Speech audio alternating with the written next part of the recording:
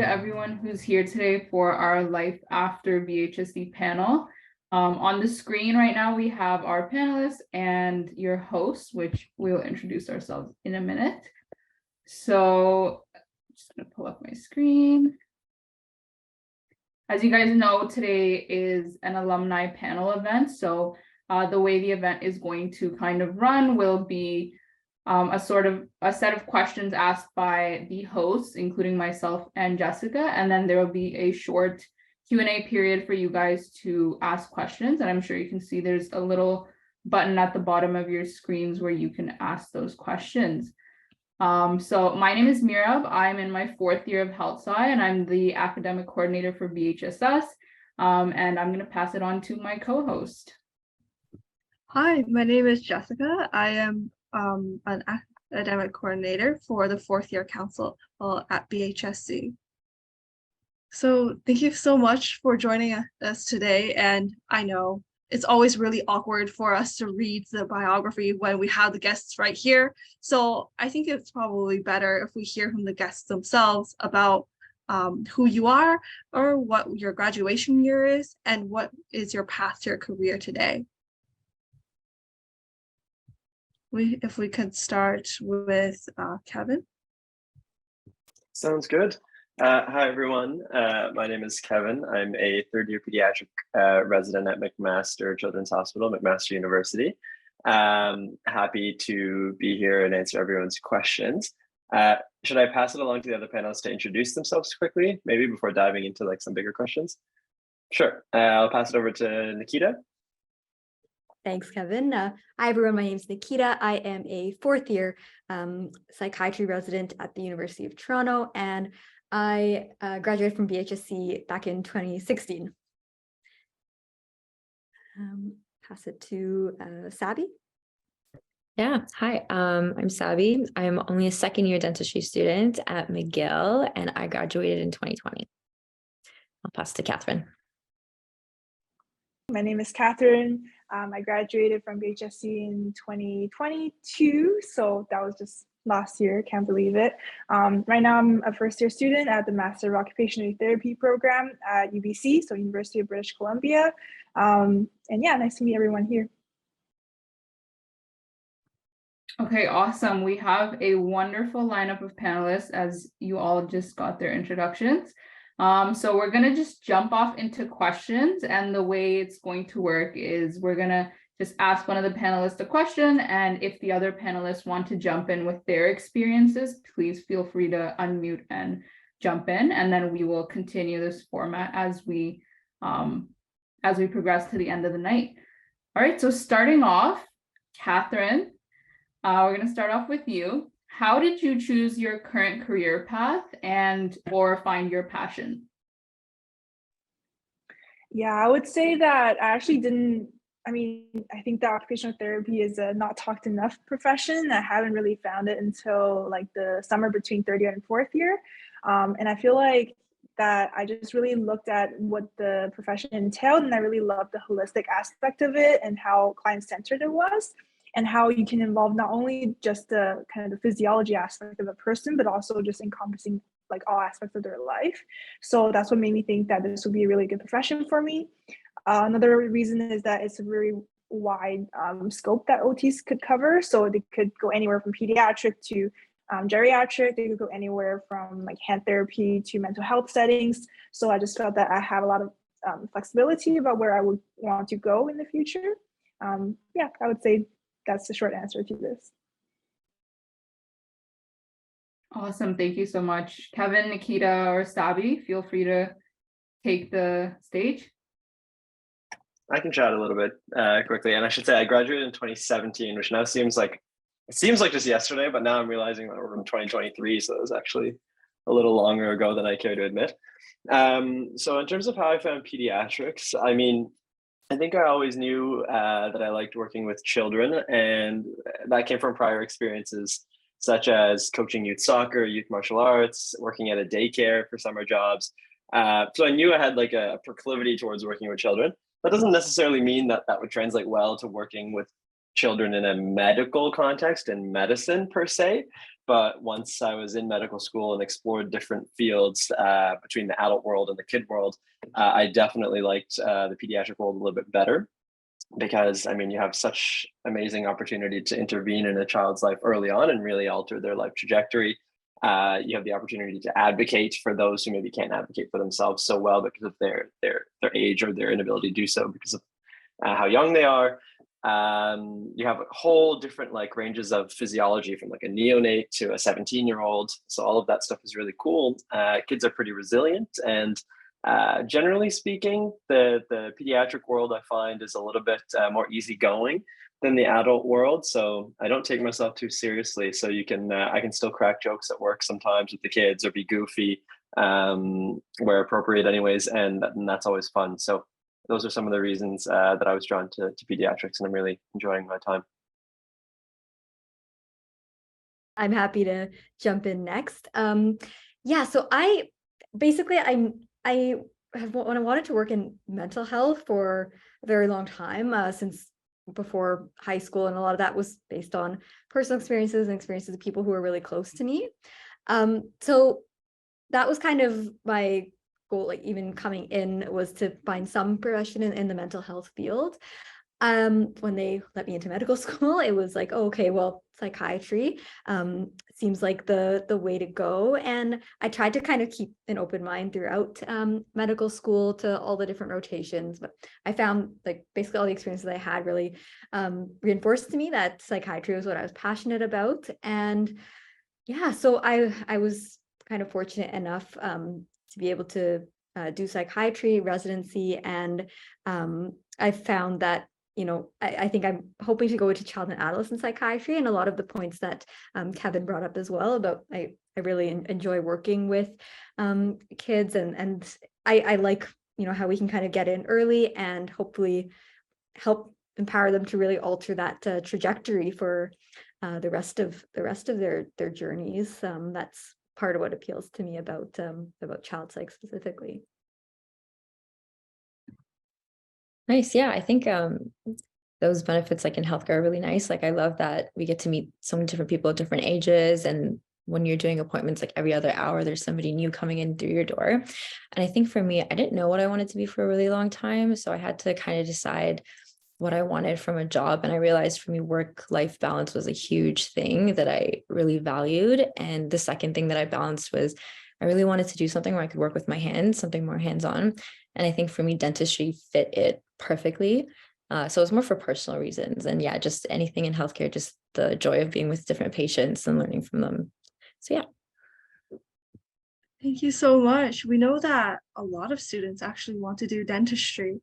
So some students were asking what requirements were important in pursuing your path in terms of extracurriculars, experiences, and research.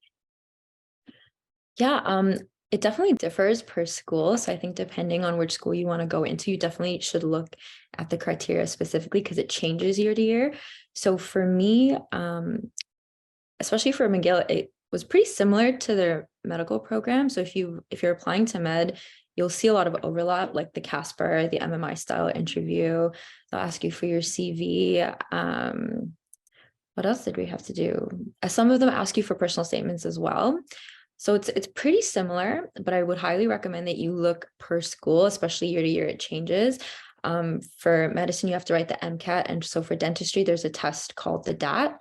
And McGill actually doesn't require you to write it, but other schools do. So little things like that. Each school's a little different. Yeah. Thank you so much. Would any of the other panelists like to weigh in on this question? Yes, we can go in reverse order. I think so. Again, echoing Sabi, there's definitely different requirements school to school when it comes to medicine. So I should say I did my med school at McMaster as well. And again, it varies which ones require kind of Casper, various aspects of the MCAT. I think, again, I don't know how helpful this is, but what I would say, like first and foremost, the requirements is like a passion for it. I think sometimes it gets easy to get a little bit caught up in, I need to have like this much research and this kind of experience and do all the extracurriculars and be like a star athlete. And you know, at the end of the day, what I found like throughout processes of like applying for medical school, applying for residency, is that when you're doing something because you think you need to do it and you're not necessarily passionate about it, it ultimately, I mean, I think what people really like to hear about is your experiences doing things that you enjoy and that you are passionate about. And so if you are passionate about doing research, I'd say go for it, and find something you're interested in looking into. If you think that you need to do it to tick off a box on an application, then it likely, like, your time may be better spent focusing on things that are more meaningful for you. And again, all this with a grain of salt, like different schools do have different requirements for what they need.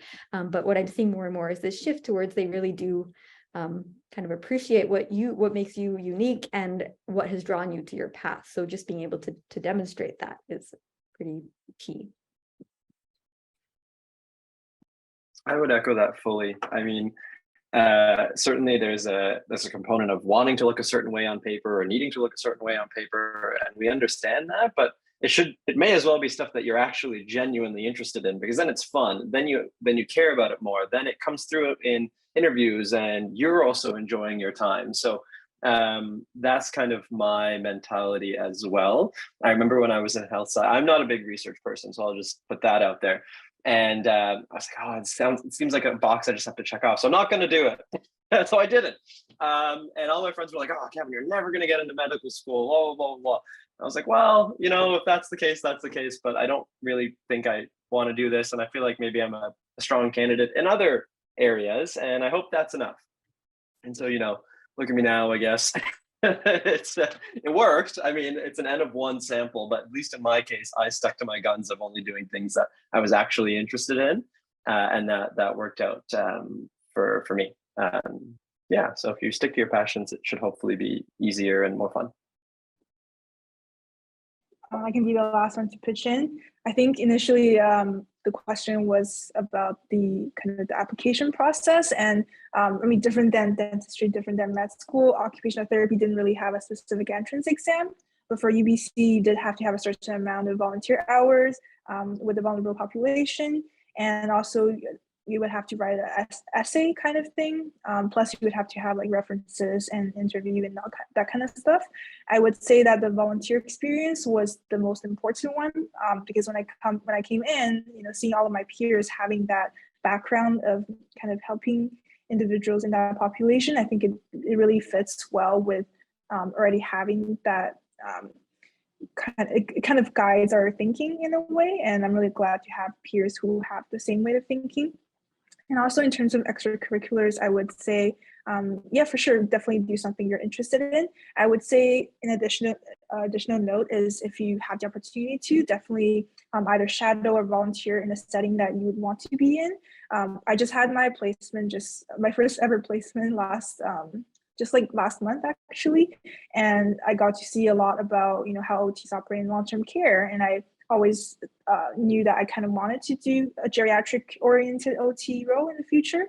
So it was really important for me, you know, to spend a month of my time there, getting to see my preceptor do things in that setting. So imagining, you know, for undergrad, it would be the same equivalence of importance to get to see that in action. So I would encourage to explore that, but also make sure, you know, you're aligning that with your interests as well. Thank you, all of you guys, for sharing that. I think there's definitely a theme of pursuing your interests, which translates into your career. So moving on to the next question. As everyone gathered here today knows, BHSc can be viewed as kind of a non-traditional program in many ways in terms of the types of courses we have and etc. So a question we have for Kevin, you can start us off, is how has BHSc helped/hindered you in pursuing your goals? I would say it's by and far and largely helped. And a lot of that, and I'll focus on just one element, comes down to, I think, group work. And I know that's going to sound like so predictable and maybe boring, but it's true. I mean, like the amount of teamwork skills, group work skills, delegation, all that stuff you learn, like in first year cell bio, in anatomy groups, in inquiry groups, like where you do your group projects together. you don't, I think, fully realize, or at least I didn't fully realize the types of skills I was building in the moment and the kind of experiences that those gave me that would help me years down the road.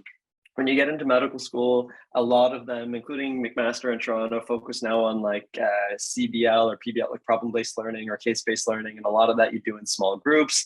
Residency, you're working in small groups and as part of a team.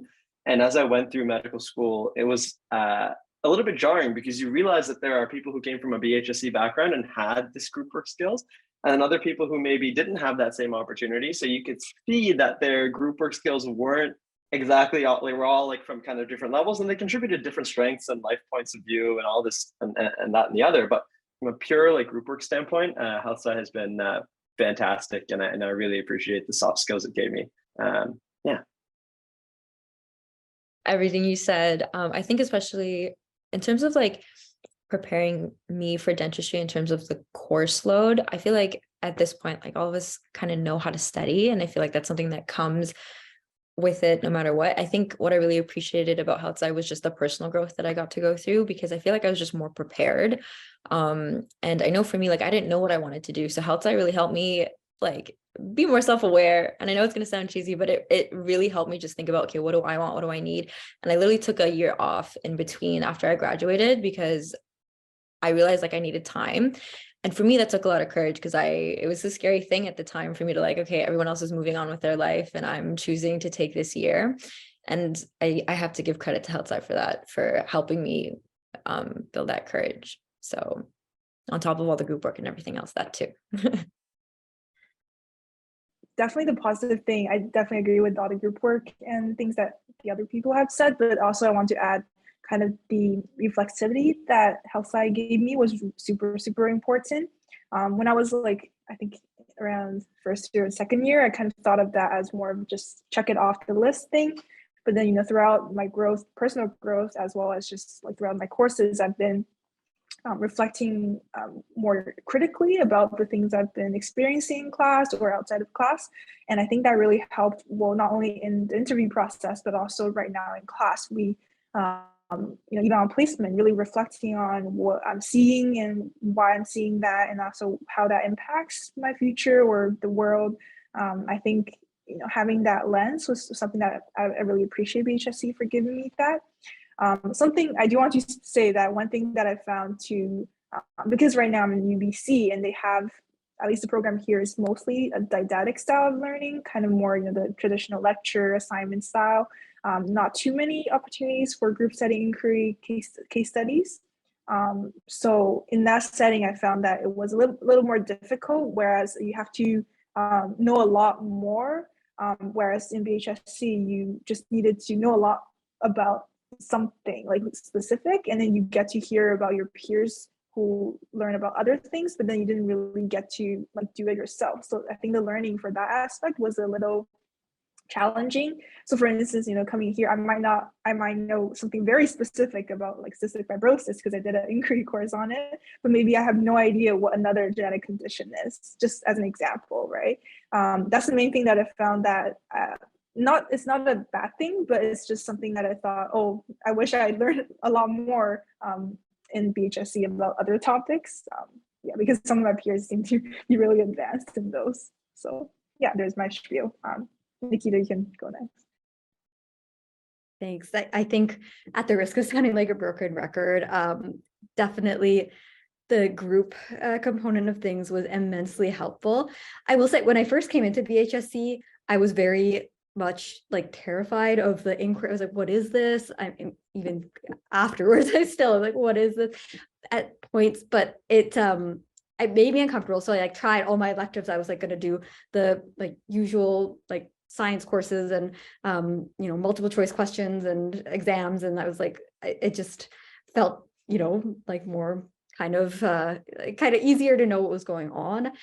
And over the course of BHSc, I really started to appreciate how much more valuable it was to be probing deeper and beyond that. And I think that again, it's uncomfortable, and it leads to a lot of personal growth, like as Sabi was mentioning, and then as everyone has said, really, I feel like so I did med school at McMaster as well. So it's got that environment, same of like focusing on how, like teaching you how to learn versus teaching you to memorize or cram facts.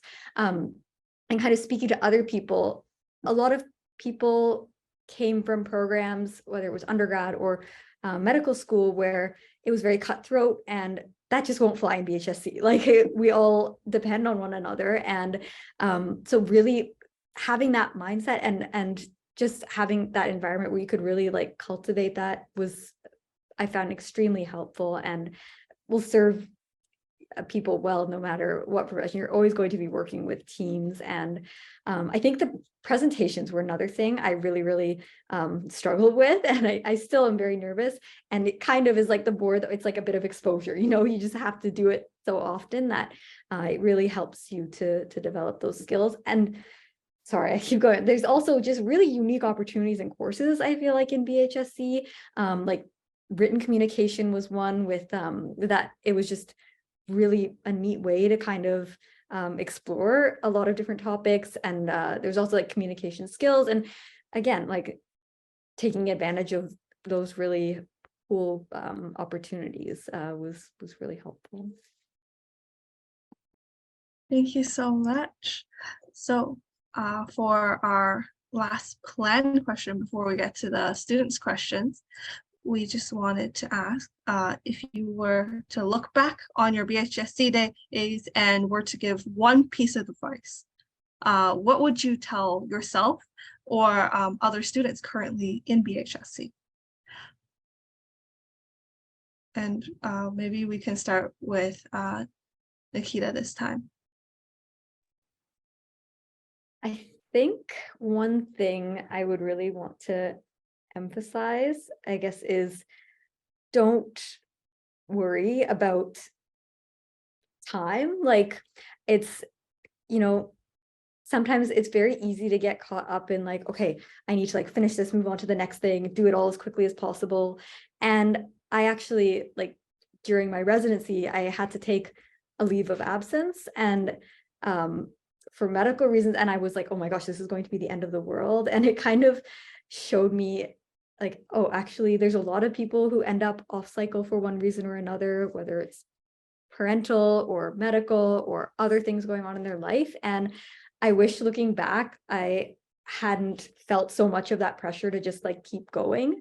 And again, it's hard not to look at what other people are doing and be like super inspired and like admire. And at the same time, like we never know what's going on in other people's lives. And generally, you know, people aren't worrying so much about you, like people are focusing on themselves. And so trying not to get like too caught up in that endless kind of like need to keep going. Yeah, I guess that's one thing I would want to relay back to myself. I would say, yeah, 100% agree with Nikita that time is, it's something that we always think about, but it's not as big of a deal as we think it would be. Without going into too much detail, I think, yeah, that's what I think. I think that just in terms of myself, the advice that I would give to a younger person in BHSc is to, like the Nike slogan says, just do it. Because, you know, when I was a bit younger, I kind of always had a lot of thoughts going in my head, a lot of hesitancy when I wanted to do stuff. I would think, oh, you know, what if I fail? Or what if I like make myself look bad in front of like a bunch of people and stuff? But kind of as I aged, I sort of stepped out of that. And then it's when I stepped out of that, it's when I really started to achieve a lot more than when I did before. So I think just, you know, when you have something you're passionate about and you know, instead of like being stuck in that mindset of, oh, what if this, what if that, you know, try it out and do it. Yeah, Nikita, there we go. First attempt in learning. Love that. I'll actually write it down. Yeah, no, I think if anyone's kind of in the same boat as me, where I wasn't really sure what I wanted to do, I think some advice that I would give is just to really take those reflections seriously and really just think about it and dig deep and figure out what makes you happy, what you're good at, what you're not good at, what you're willing to get better at. I think what I really appreciate about Houtside is how many electives that we get. And I really took advantage of that. I like explored different pathways that I was interested in. And so I think that's really a good idea to do if you are similar to me and are not sure. is to take all the opportunities you can to explore, whether it's shadowing or taking electives, talking to upper years, anything you can, do it. I mean, I don't have too much more to add, honestly. It's the same, it's all along the same vein, is that I maybe be cautious not to have like such a one-track mind. I think back in outside, I did try and keep like, I tried to not put the blinders on, but at the same time, you're maybe sometimes feeling under pressure from others or yourself. So you're just like trying to or at least I found that I was like studying a lot and so focused on academics, and that's not necessarily a bad thing, but I wish I had a little bit more time to like take a step back and like breathe a little, explore Hamilton. You're gonna like learn a lot about yourself and other people, like in social ways and things like that. So I think that's what I would emphasize. And maybe it's not the best message to say don't study as hard, but that's probably what I would have emphasized to myself, because I think I probably could have gotten a little bit more out of life in my late adolescent years and early 20s if I took more time to like smell the roses, if you will, rather than like cram my face in anatomy flashcards. But to each their own, of course. Thank you so much, everyone. Like Kevin said, definitely a lot of places in Hamilton to walk around and reflect. So many hiking places and waterfalls. So that's something you all should explore. And that's a nice segue into our next question. So I know there was kind of a theme of a feeling of uncertainty, especially when you're nearing the graduating stage of health sci. So while you guys were considering, what am I going to do after grad, what were the backups that you considered while in that stage? And how about Sabby, you start us off? Yeah, I think at the time when I took my year off, when I was considering dentistry, I was also considering public health, and I was also considering teaching. But I think, yeah, those were the things I was considering. And what I tried to do during my year off was I tried to shadow a dentist, which was one thing, because I wanted to see if the environment was something that was good for me or not. And that kind of just sealed the deal for me. I won't lie. I just did that once and I was like, oh, this is definitely what I want to do. But yeah, I guess in terms of backups, just the same line of exploring what you want, shadowing people or asking questions. Because I think for me, especially when I came into health sci, I thought I wanted medicine. And it wasn't until I guess I was like volunteering in different hospitals and just in the program and feeling the competitive nature that I realized that I wanted something different, and that my personality was a little different or my interests were a little different. So yeah, I think that's all. I think I can quickly say, I think I was considering a couple of other things outside of medicine. I think I had two different kind of thoughts. I thought, okay, well, I'll try some other things. Maybe I'll take a year off to work, and I don't know what that was going to be. I had these grand dreams of maybe similar like public health, or like looking to the WHO and see if I could like travel a little bit as part of that, or if I was really hyper focused on medicine, maybe I would try and find a master's that I didn't hate, that I actually was interested in, and then maybe reapply. So those are the things, like more school if I was interested, because like I don't do things I'm not interested in. So I was thinking about that, or like a job that would let me travel. But then I was like, lucky enough to get in, so I didn't have to think too much further about that. But that's sort of where my headspace was at. Great. So I'm very curious. All of you have very interesting lives. So could you walk us through a day in your life, like right now? And if we could start with Catherine. Yeah, sure. I guess I don't know if this is a typical life. I have a super long commute because there's only one OT school like across BC, and I live more like closer to southern part of BC. It takes me 2 hours to get there by transit, and if you were to drive during rush hour, it's around like an hour 15 minutes. Best time usually 45 minutes. So for me, like my day always starts with commuting. I dread it, but I find a way to kind of chill on the bus, watch a YouTube video, play games, or do some pre-reading that I haven't done the night before. That's a realistic part of life. I don't want to hide from it. So going to class, being on UBC campus, I usually sometimes our schedule is all over the place. We have different weekly schedules, which sometimes can be hectic. You have to always refer back to the calendar to find out what's happening today. And then depending on if it's a lecture, if it's some kind of small group tutorials, then it depends on what to do. And then usually I just either study a bit on campus, or I just go home right away, do another round of the 2-hour commutes. Yeah, essentially that's my life. And then going home to like cook dinner and then essentially do a little bit of pre-reading if I could, or some self-taught like modules. That is essentially the end of my day. I gotta say, it's for people who are long commuters, I applaud you. It's such a long, it takes up like 25% of your life. But yeah, that's my life. It sounds a little boring, but it's how it works. Yeah, no, I think I feel the pain with the commute. Having when I was at Mac, I would often be driving like from like Mississauga. And when I came to Toronto, though, luckily I got rid of my car, and now I live like walking distance to all the major hospitals, which has been wonderful. It definitely saves a huge amount of time. For me, kind of typical day. It changes over the course of residency, but right now, being in 4th year, like right now I'm on an addictions rotation here at St. Mike's Hospital. It's a consult team, so it's pretty great. I just tend to wake up early, so I'll often come in, but like prior to when we need to, and just get started on some like random, like looking into the patients, how they've been doing. And then we spend the day, again, depends what rotation you're on, but here we're consulting to the emerge and all the different wards, any patients who have a history of substance use or have current concerns regarding substance use, and any recommendations that we can make. It's a really great like interdisciplinary team. So it's really nice. We have like an Obsgyn fellow on, an emerge fellow, and some family doctor residents as well. And we usually are done for the day by like 5 or 6 at the latest. And then I'm also like super into all kinds of random things, so I've often got random like meetings throughout the day. When it comes to like, there's also opportunities in residency to get involved in like advocacy, social justice work, research projects, and like med ed.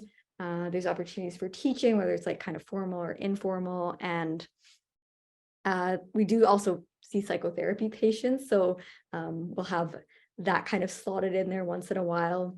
Usually Wednesdays are like our academic days, so that's where most of our core teaching happens. And yeah, usually when I get home, I have intentions to study, but I am not as dedicated as Catherine, and so often that will be kind of okay, tomorrow.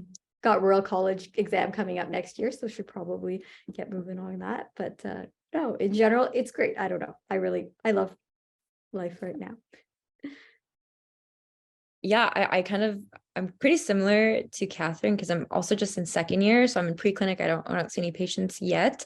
So it's just a packed day, like 8 to 5, we have classes with like a lunch break. And I like waking up early as well, just to have time in the morning. So I wake up early, and I'm really tired when I get home. So I'll maybe like review a lecture or something before class.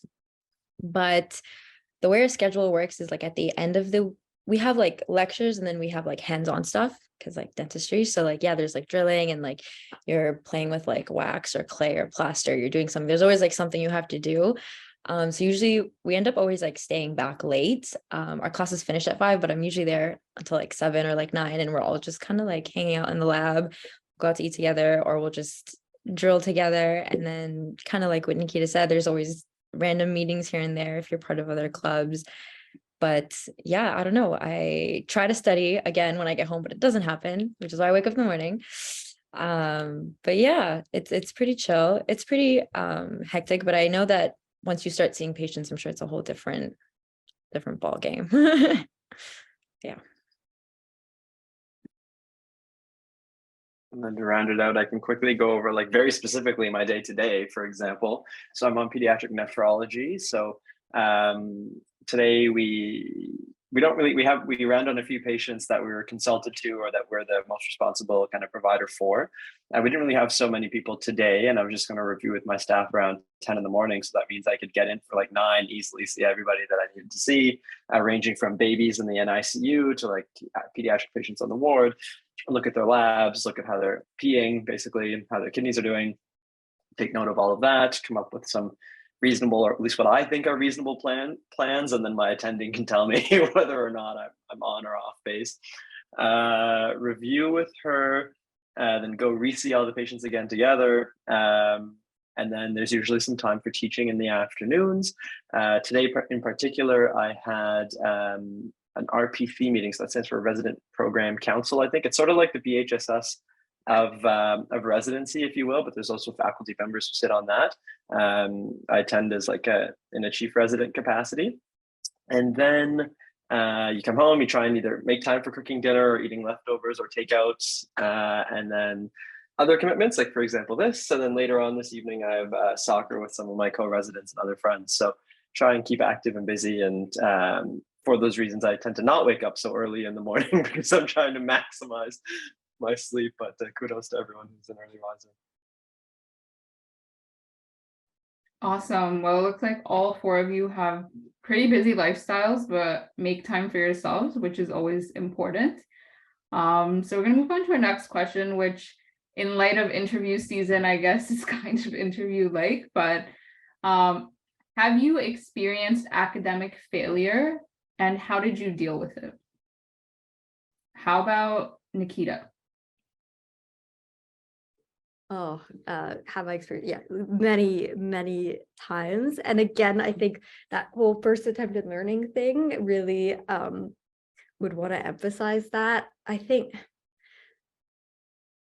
I don't even know, right? Like, I think that for me, just really trying to take, I've developed this like approach now where I will just kind of go for things. I think somebody else had mentioned this earlier, and you know, whatever the outcome is, like you learn from it. I think, I don't know if it counts so much as like academic failure, but more recently what feels like relevant for me is just again, like applying for different opportunities that I'm interested in, whether it's like there's like another training program or like a funding or award, and getting rejected many times. And I think initially it's like, I don't know, I find it really easy to kind of focus on, oh my gosh, like what was wrong? Like I shouldn't have done this. I shouldn't have put myself out there that way.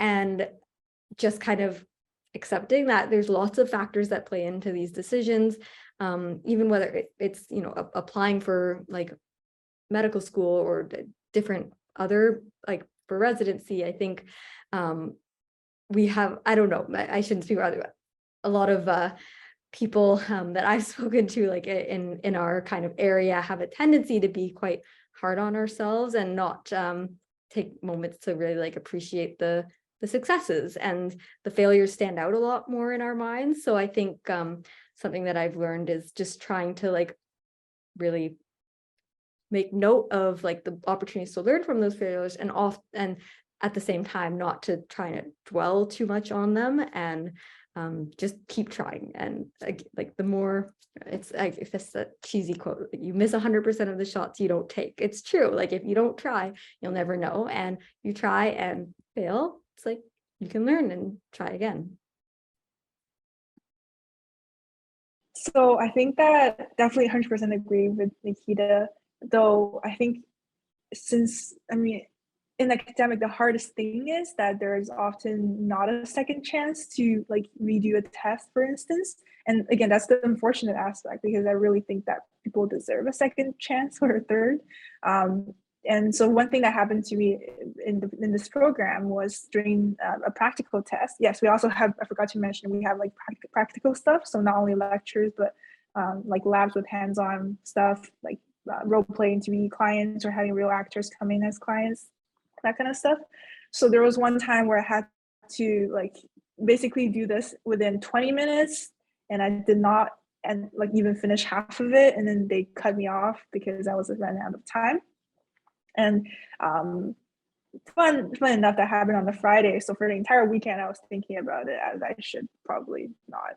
But I think that kind of the reflection I had during that time was that in real life, this is not something, if I were to be an OT and I spent 25 minutes, 30 minutes, if I took more time, but I ended up still, doing this in a safe way without hurting the patient or the client, then I think that shouldn't be a big deal. But just because it's an academic setting doesn't mean that this is a failure of me. This is me being kind of not having like total competency in that test, because I couldn't do it as efficiently as the instructor has hoped for. But that doesn't reflect on my failure of actually doing that task, which in the future I would have a lot of chances, a lot of people to support me if I were to try it again. People can teach me tips to do it again better.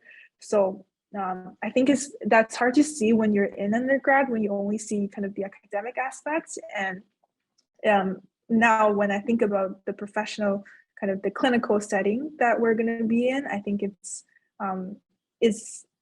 a lot less stress inducing now, because we can actually think about, oh, actually, it's not a huge deal. We will get a second chance when you're actually on there being a professional. And no one will be there to like fail you for that, if that makes sense. Yeah. Thank you so much, Catherine. Kevin or Sabi, would you like to say anything on My that? examples, I can go quickly. My example is very similar in that the idea that comes to mind is we were supposed to be doing like a neurologic exam, and I totally did not get through nearly as much of it in the allotted time. So I ended up failing it. And then at the time, I was so distraught with myself. I think I should say I, or a lot of people in medicine or healthcare kind of tie our identities up with like being high performers, overachievers, all that sort of stuff. Then if you take a step back and just remove yourself from that, that's not like all of who you are. Like that's just one small part of what makes you you. And it's not really this all encompassing or, all overarching kind of idea that makes you you, not at all. So I used it as an opportunity to reflect. It's like, okay, was I not prepared well enough for this? Did I not adequately like realize what I had to do? And then I ultimately realized this is also not the biggest deal, really. This is one kind of situation where I maybe didn't meet expectations and I have an opportunity to redo it. So I'll take my lessons from that. And then that opportunity moving forward has allowed me to value now never being afraid to seem silly or dumb or not know what's going on, because that's how you're going to learn more. Like you might want to ask a question, but everyone wants to seem smart and put together. So you're not going to ask the question because you want to feel like maybe you already know, or you want to sound smart. And I maybe used to feel that way, but now I don't care at all in terms of like seeming dumb or silly. Like I'll ask whatever questions I want about patients, about physiology, like in my specific field now in pediatrics. And I found that's made me a better resident. To not feel worried about what other people think about you, and it's ultimately best for your own growth and learning. Yeah, I think that's really good advice. I think it's nice because it's really competitive to get into these programs, but I know like once you're in, I think medicine's similar. It's usually pass fail. I don't know if it's similar for you guys too, but I feel like it's so much nicer because you do get to write remedials, and it's not as competitive anymore. So there's a little bit more forgiveness. And I know for me, I feel like I've gotten to this point where I feel very comfortable failing, in the sense that obviously, you're going to work on it and you're going to get there. And I don't mind anymore if I'm a little behind. And I feel like, I guess because of the nature of these programs where it's not as competitive, you get that space to take your time and learn at your own pace and figure it out. But I 100% agree with asking questions. I still have to remind myself to do that. Like, I feel like I'm better at it, but not feeling stupid is a really hard thing to remind yourself to like not think about. So I really think that's really good advice that Kevin gave. 100%. And I actually, it just made me think the examples that people were bringing up. Like I also, like we have these practical exams, they're called stacers, and it's like you do like a 50-minute psychiatric interview, and then you have to like present your formulation and everything. And so we have one in like our second year, and then we have two in our fourth year. And I failed it the first time in my second year. And I remember being like so embarrassed and ashamed. And then what I found really helpful was actually just talking about it and having like mentors. And I remember like one of my supervisors was like, "Oh, how did your stacer go?" And I was like, I failed. And then they're like, oh yeah, I failed mine too. And I was like, oh my gosh, you failed. And I was like, they were like this person to me who was like an incredible psychiatrist. And so it just kind of, talking about it normalizes it and helps to kind of get rid of a bit of that culture that I think that can exist in medicine. So Yeah, 100%. A lot of my friends like failed throughout because in McGill, we're stuck with the med kids for the first year and we have to do medical stuff. A bunch of my friends like failed multiple times. And then we literally just study together. Like she said, like, I feel like having your group of people who are going to be there for you is super helpful. It's not as big of a deal as you may feel. So yeah, for sure.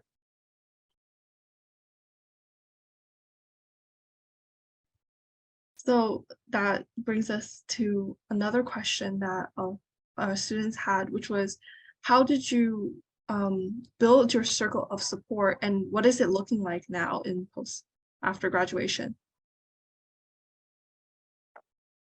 I think it's the people, I guess the people you surround yourself with, your friends, your family. I think, so I'm something of a Mac lifer, I guess. I went to Mac for my med school as well and stuck around for residency. And a few of my friends have ended up through one way or another back in residency at McMaster. And so these might have been people you knew from undergrad, from med school, or just you've met in residency. And you find your people, like you'll figure out who you jive with and who you want to spend your time with. And when you're going through a lot of the same obstacles together, whether it be like in one specific field of healthcare or not, I think you have a lot to lean on and learn from each other. So I think that's one thing, just like the proximity of being in this like path, in this common path together. And then I find like I still keep in touch with my friends, some of my closer friends from undergrad. Every now and then check in on how life is going with them and trying to catch up. We're lucky enough that most of us are still in the Greater Toronto, Hamilton area. So go out for dinner, go out for drinks, like don't shy away from kind of topping up or filling your cup in a social sense, chatting with family. Those are all things that have helped me throughout residency. I do want to pop in because that kind of made me think of something that's different about that for me, because I had high school in BC, went to McMaster, came back to UBC. So what happened when I came back was I looked around, I don't know anyone in BC, and all my friends that I made in undergrad are not with me. Unfortunately, it's different than Kevin's scenario. But I'm still in touch with them, but it's only possible to kind of meet together on Zoom. But I did try to do a lot more volunteering here in BC, just finding opportunities to pursue. And honestly, I think because I'm in like a master program, it kind of made me like step into the mindset of kind of the true adulthood, as you would call it, that you can meet people, have like more professional, like more detailed life exchanges, and getting to know each other on a deeper level. And I felt that, like there are people who I might not talk to like very frequently, but like these are people who I can turn to when we need each other, or when we want to like have a meetup, or if we have like our common language for a certain thing, I feel comfortable reaching out to them.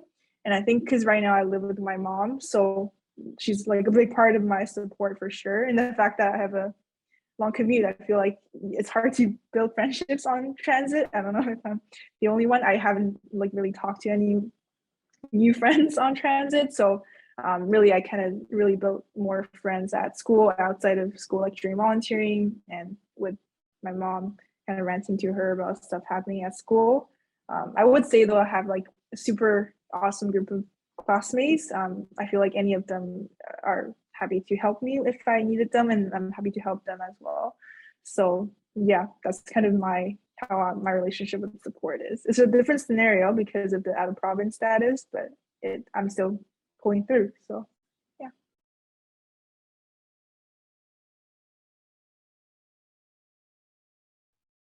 I think I also have been really lucky to have like different friends from like different stages of there's still people I also, because I did health sci and then MacMed, like a lot of people ended up also in MacMed, and it was interesting. I was more close with people I did kind of volunteering other things with during undergrad, and then people now that I'm like, we were in health sci together, but we weren't close at the time, I'm actually much closer to. I found that what was really great in medical school, and I think people have spoken to this as well, was making time to like explore Hamilton and do some of those like neat things with other people. I was really close. It really helped. I had housemates that I moved in with for med school, and we're still extremely close. There were people we like were into photography and hiking, and we would go for like morning hikes to like various waterfalls, like and go see the sunrise. And those are people again, like I still keep in touch with. We'll still hang out, and so I found like taking the time to kind of do those things was really important. And now like in residency, again, like just connecting with co-residents, there's often like kind of informal mentorship groups that form as well with upper years, and as well as like more junior residents. And I found that all of that has been really integral to kind of keeping myself well and going. Yeah, I'm actually from Mississauga too. I think you mentioned that. But I was there like for most of my life. My first time moving away was to McGill, which was 2 years ago. So most of my friends are home and I visit pretty often. So I feel like they're a huge part of my support system. But kind of like what Catherine said, I'm really happy with all the people in my program. And our program's pretty small. McGill Dentistry only has 40 students. So I feel like we just got really close to each other very organically, and especially because we spent the first year doing medicine, which none of us really cared too much for. So we just had a lot of more time that first year to just kind of hang out more. So I feel, I'm looking back, I'm realizing how nice that was, because then we got to get closer. And then now that we're in the lab together 24/7, it feels more like a family. And I think health sci kind of has elements of that, because you have those like small classroom sizes. And I feel like those kind of environments makes it easier to make friends. And I also feel for you, Catherine, because I feel like commuting is really hard. It's really hard to then do things and get involved.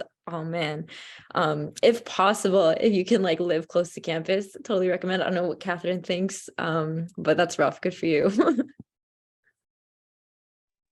Considering the rent of downtown Vancouver, I think I'd rather take commuting, but I'm definitely considering to move slightly closer. Thank you for the suggestion. Great, thank you so much, guys. I know community is something that's always been preached in health sci, and to see that that's something you all still value is super great. So we're gonna move on to our next question, which is a highly requested question. What are some significant extracurricular activities you guys took part in while in health sci? How about Kevin? You can start us off. Yeah, man, that's reaching now back a little bit. I think Nikita, you're gonna have to scratch your head too, I guess. Okay, I was involved a little bit in BHSs. I was the external coordinator for a year or two. I was involved in BHSc outreach as well. I think I sat or chaired that as well. I outside of like BHSc stuff, I also was involved in a couple of MSU kind of clubs in terms of, and I like volunteered with kids, for example. I remember that after school programs. Yeah, so I tried to do things that were interesting to me. So I was always interested, like the external coordinator piece, that was working with the community and planning different kind of events with health science and other faculties. I don't know in what capacity external coordinator exists now, or what the role might be, and if it's different than when I did it. Outreach, same thing, was kind of like volunteering. Yeah, didn't really do any research. Yeah, that's what I can remember off the top of my head. I'm sorry if that's not in enough detail, but that's the best I got. That's all good. How about the rest of you guys? Yeah, I was also like, oh, that was a while ago. I do like, there were definitely ones that really stood out to me though. So I really loved working with SHEC, or the Student Health Education Center. That was something that I think I joined pretty early on in undergrad, and then I was involved in their mental health committee. That really aligned with my interests. It was just a really great group of folks, and yeah, I really enjoyed that.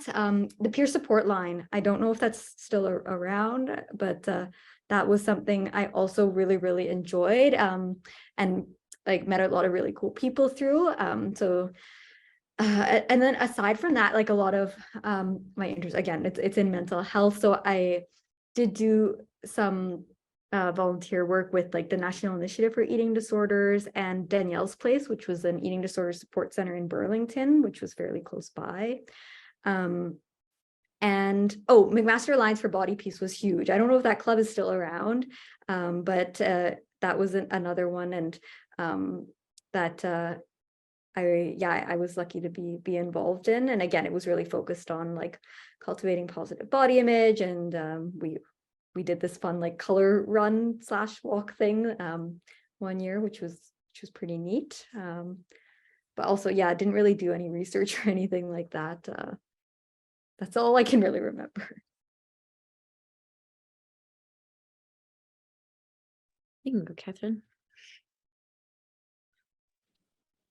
You want me to go? Okay, I can go. I think I've done a lot of different things that sometimes I can't even remember which things I'm involved in because there are too many. I wasn't very involved in high school, so like all of my volunteer experience really came from undergrad. I would say though the most significant one was I was a part of SWAT as a logistics exec. It was so fun. I think the fact that I can speak to you like naturally right now is because I learned to small talk when I was volunteering with SWAT when I'm like walking people. So that was really important to me, and I felt that the community aspect of that was really fun. And in terms of things that kind of I think really informed the fact that I wanted to go into OT, like occupational therapy, was I volunteered at a long-term care, talking to elderly people, really getting to listen to them and feeling that, oh, actually, in my future career, I want to be in a role where I could interact to clients with that time and be able to face all the things that they share with me and take that into consideration. That really made me feel that way. And also I would say that I also volunteered in a nonprofit like Disable the Difference, which over there I'm also kind of thinking about the topics about disability. I was fortunate enough to host a lot of podcasts on that with different guest speakers and really listening to their perspectives about kind of ableism and topics such as that. And that really made me feel that being in OT, that's something that would really inform my practice. So I think those were the most significant 2 volunteer experiences that I had. 3 if you include SWAT. I hope they're doing well. I love them so much. Sabi, you can go. Yeah, I was just gonna comment on research just because I think now in outside you kind of have to have like a thesis project in like 4th year, and I think we have to do something in 3rd year too. So yeah, I definitely had that. I actually worked with Body Brave, which is like an eating disorder clinic. I don't know if you're familiar with it, Nikita. Yeah, I thought they were really great. So that was a good opportunity. I also worked as a TA for Habits. Is Habits still a course? What's cool? So that was super fun. I don't know what it's replaced with now, but there was that, and definitely like volunteering at hospitals. And I think just in terms of extracurriculars, I did a lot of just fun stuff. Like I played a lot of intramural sports, and I was in MAC 1AC. I don't know if that's still a thing. It's like a theater club, and I loved that. But yeah, I think those were like the main ones. Great. I think we can maybe move to some of the other questions that students have asked. We got a lot of requests for this, but Savi and Nikita, both of you guys already touched upon it. Was how did you guys find your passion? Like, what were some of the more specific experiences you had? I guess this is, I don't know how to answer this question, whether it means for medicine or for pediatrics. I can take a stab quickly at the medicine part. I guess maybe that's a little bit more relevant because that's I suppose the first step. and I don't want to belabor this if it's interview season, everyone's sort of like thinking about this, I'm sure, and whatnot for those who are kind of going down that path right now. For me, it was, I mean, a little bit about my background. None of my parents or family is in medicine. They're kind of in engineering, science, all that sort of stuff. So my parents in particular kind of deal with nuclear energy, and that sounded incredibly boring to me, but good for them. So I sort of knew that that wasn't going to be my path. Engineering, no. Physics, no. None of that. You're in health sci. You're thinking like career focused in kind of the healthcare field in general, anyway. So I wouldn't say necessarily it's specific to medical school, but I wanted something where you could be a lifelong learner, where you could teach, where you could kind of learn, where you're like working with people. I never wanted a desk job, so I always wanted to be up and moving on my feet. And there's a whole bunch of other reasons, but I think those were what drew me to healthcare. And then and obviously there's pragmatic reasons too, in terms of like, there's good job security and that sort of stuff. That's less about the passion, more about the pragmatics. But the passion was in kind of working with people, chatting with people, being social, that sort of stuff. And then applied to medical school again, was like, oh wow, thrilled, lucky, all that, grateful to get in. And then pediatrics was more kind of alluding to my proclivity towards working with children, and not like loving to take myself too seriously. So that would be it in a nutshell. And also finding that like I wanted to, like in medical school, I was interested to learn more. It's exhausting, but you're in it. You're like so excited to see patients.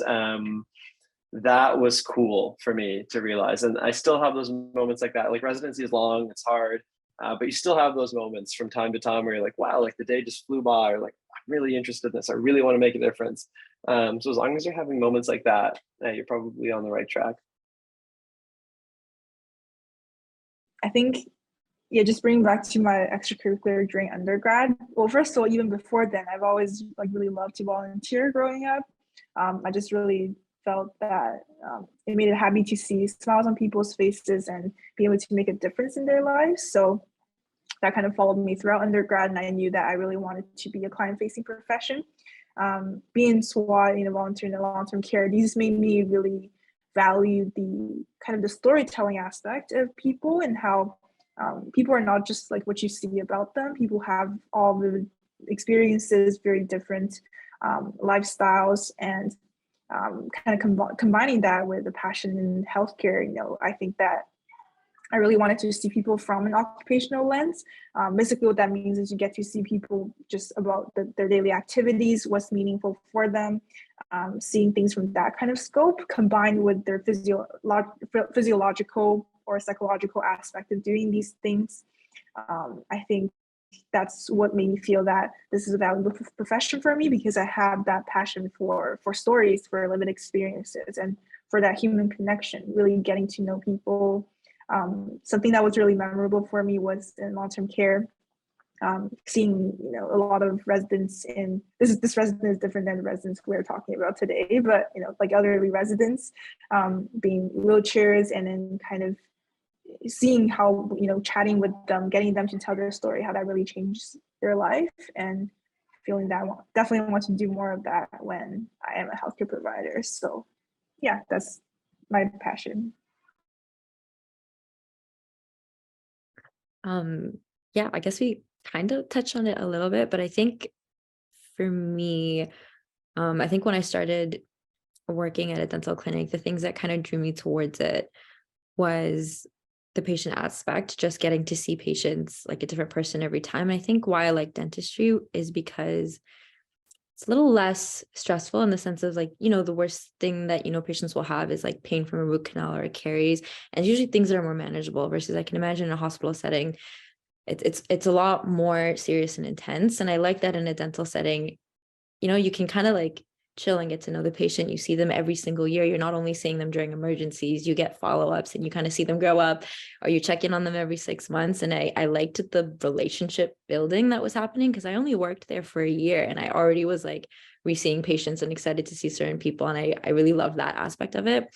And I really love the team aspect of it, because as a dentist, you get like an assistant, and that assistant is with you and with every patient. You're working with a hygienist, and I like teamwork a lot. Like I love I don't like doing things alone. I hate doing things alone. So I really liked seeing that in the clinic that I was working at.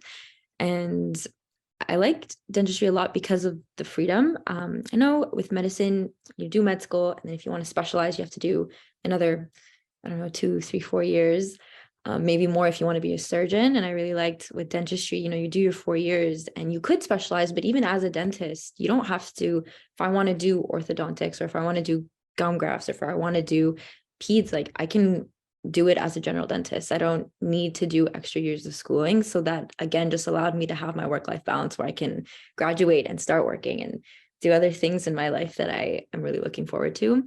So yeah, just all those things, and just the environment, because it's a dental clinic. It's like, I like the idea of one day you get to choose the vibe, you get to choose what color the walls are, and you get to choose the energy. You get to set the standard of where you go in every day. If you don't like your dental clinic, there's probably one like around the block that you can apply to and figure out. So I just liked the flexibility and the work-life balance, and especially the hands-on stuff to it too. Yeah. I can briefly add on. Like, I think I mentioned before, it was kind of this desire. I was like, I'm going to break into the system and infiltrate it from the inside. We're going to change things and like overhaul the mental health care system. Yeah. And, once you get in, you realize a lot of the systemic challenges that are there and why things are as awful as they are. And at the same time, I think, again, it's like you meet other people who are equally passionate and working towards these things. And I don't know, I like other folks have mentioned, I get really energized interacting with people. I also could not imagine a job where I wouldn't be like talking to people all day. So that for me is really amazing. We get to, it's a real privilege just getting to be part of people's journeys and lives in that way and empowering them. And it's, yeah, I think that as well, just the amount of variety that you can have day to day, whether you want to tailor your practice to working with specific populations or inpatient, outpatient, emerge, and you can switch things up constantly. And I find, as you mentioned, like you can be in training for a long time, and after this, like I want to do child analysis psychiatry, and then I want to do a fellowship in addictions, and I'm keen to just keep being a learner forever, honestly. But I'm passionate about it, and so it doesn't even, I mean, it sounds corny. It doesn't feel like work, really, like a lot of the time, except for documentation. That gets me down sometimes, but the actual patient interactions, it's really amazing. Okay, thank you so much, guys, for sharing that. I'm sure everybody got an insight into what pushed you towards your career paths, which is very individualized. So we have just a couple minutes left. So we're just going to move on to the questions being asked in the chat. So Nikita, we have one for you. It's pretty long, but I can read it out. So somebody is curious to hear a little bit more about the importance of the humanities in your psych practice. So maybe you could speak a little bit about that. Yeah, thank you so much for this question, and no need at all to apologize. I think that honestly, as I've gone into residency, I've had less time to focus on the humanities so much. It was something I was really passionate about, like in undergrad, doing that course with Bob Spree, if he's still around, and then in medical school as well. And I find that it's really informed kind of my approach to psychiatry, in that like being curious about people's stories and reflective. And I think that there's lots of opportunities still to like delve into that further. Like in first year of residency, there's actually, here at Toronto specifically, there's this health arts humanities program where they really encourage exploration of the humanities. And so that's something, and I'm sure like it's like across the country, a lot of schools do have similar initiatives. So that, again, that kind of tied to like what drew me to psychiatry was this love of stories and storytelling. And I think that it's something I'm hoping to delve back into more. And, again, as you kind of go through residency, like you start to have more time in some ways when you're not kind of on off service rotations all the time. So there's again, whether it's kind of reflecting with peers or some of these more formal offerings, there's lots of opportunities to continue to cultivate that love of literature.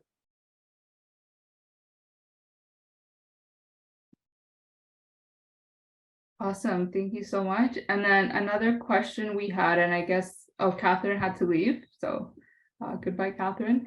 I guess one more question somebody has asked is when, I guess this applies to interviews or writing personal statements for your careers, is it important to just talk about activities related to medicine or dentistry or other things that might not be related? So somebody gave an example of their experience of figure skating.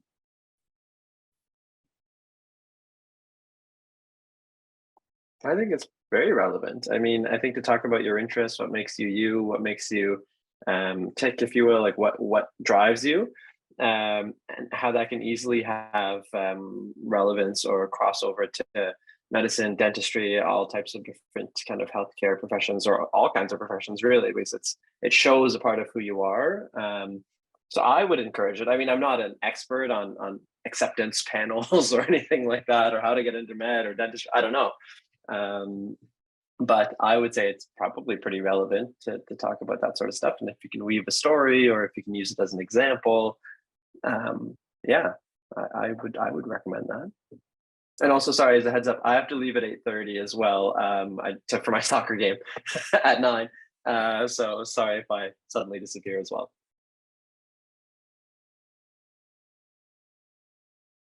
I'll let Nikita answer this one because I didn't have that component in my application process. So I think I would definitely echo what Kevin said, super relevant.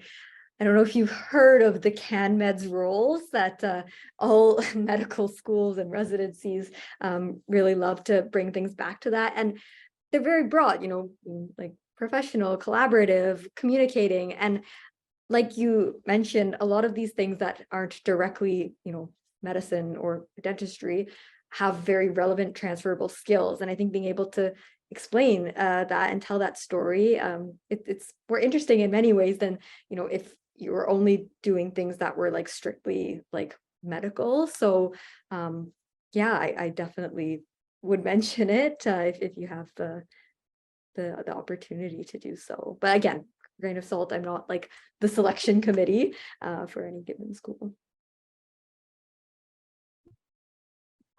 Thank you so much.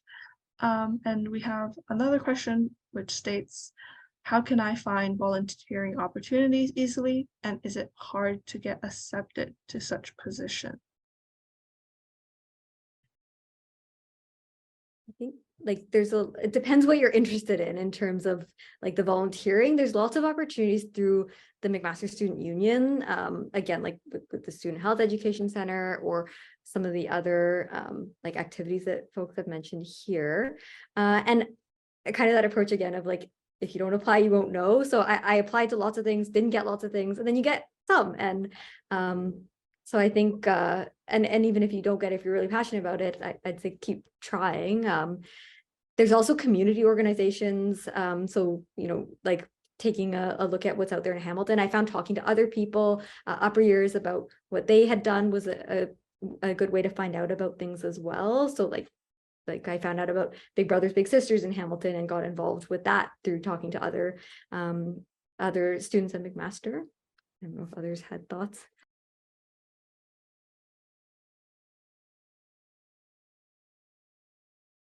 you want to go for it, Kevin?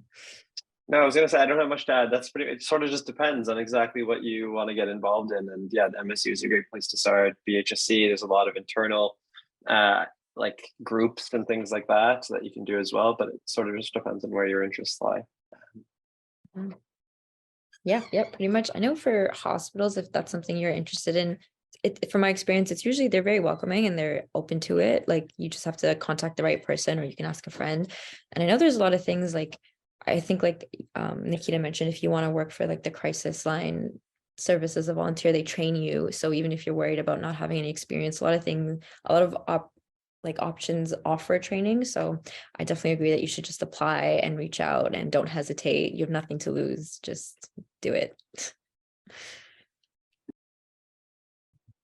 All right, thank you so much.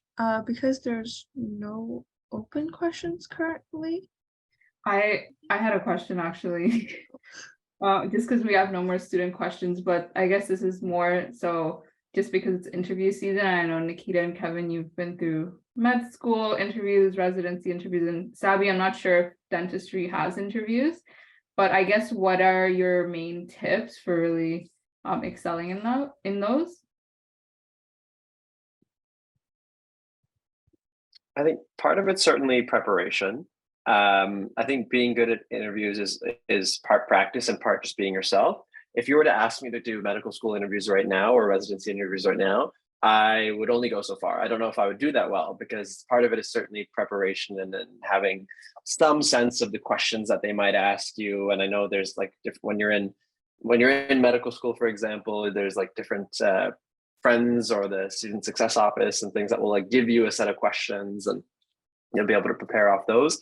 In BHSc, I remember like with a group of friends,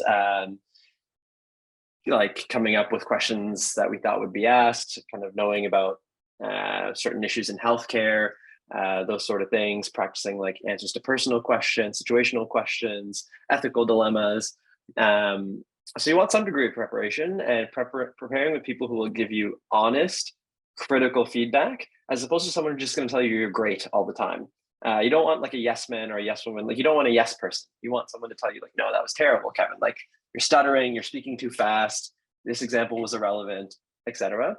And then there's also a fine balance between not sounding like a robot, like practicing so much that your answers are robotic, rehearsed. Like, so there's a fine line. So that would be my biggest advice. Practice, but don't practice too much, and find people in your corner who are going to give you honest, critical feedback.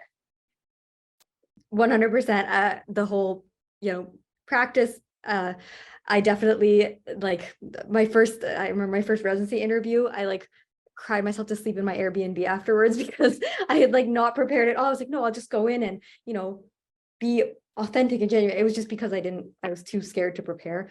I wish I had prepared. And at the same time, that whole over preparing is it's a very, real issue as well. Just having come out of interviews from today, you might be saying all the right things. It just comes across though as like not genuine, even if, it is genuine. So finding that balance is really important. And I think, really, again, working on communication, and being able to get your ideas across clearly. So practice is helpful for that, and also getting that honest feedback, because no matter how great your ideas are, if you can't effectively communicate them, that's where interviews are really designed to like capture. So yeah. I have nothing more to add. Yeah, find the person who's going to give you serious feedback, who's not afraid to like give you criticism. Yeah, that's definitely key. Great, thank you so much. We really appreciate your time. And if students have any other question, Miriam has already posted all of the contact information to the chat if you would like a record of it. And thank you so much, everyone, for coming out. And a big thank you for all of our panelists for your time and out of your busy schedule. And thank you so much.